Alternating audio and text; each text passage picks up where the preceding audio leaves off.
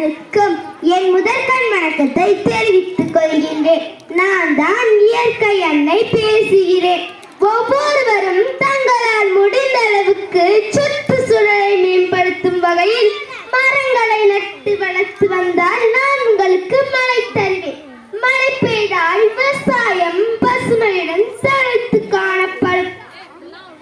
6 மாதம் மட்டுமே நீங்கள் மரங்களை நட்டு வளர்த்து வந்தால் நான் உங்களுக்கு 100 வருடம் நிழல் தருவேன் என்பதை புரிந்து கொள்ளுங்கள். உங்கள் முன்னோர்கள் இருக்கும் போது ஆறு, குளம், ஏரி மற்றும் சாலையோரங்களில் வரிசையாக பனை மரங்களை நட்டு வளர்த்து வந்தார்கள். ஆனால் இப்பொழுது அப்படியா? 8 வழி சாலை, அகல வழி சாலை, 4 வழி சாலை, பாதாள சாக்கடை, விமான தளம் போன்றவை அமைப்பதற்காக மரங்களை வெட்டுகிறீர்களே, இது நல்லதா? மரங்கள் உங்களுக்கு பல வகையில் பயன் தருகிறது மற்றும் நன்மை தருகிறது. இப்பொழுது கேரளாவில் உள்ள வயக்காட்டில் நிலச்சரிவு ஏற்பட்டது என்பதை கேள்விப்பட்டீர்களா? இதே போல நீங்கள் அனைவரும் மரங்களை நடவில்லை என்றால் சென்னை மலை பிரதேசங்களில் போன்ற இடங்கள் இருக்கும் இடமே தெரியாமல் போய்விடுமா?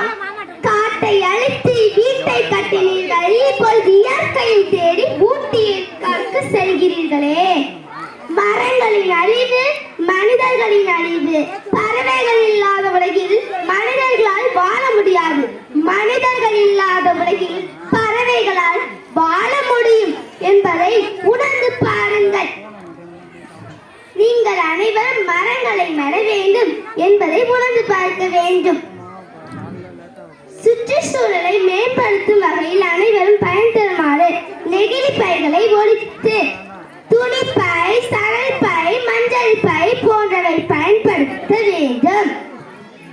நெகிழிப்பை பார்க்க அழகானது, தூர எறிந்தால் விஷமானது.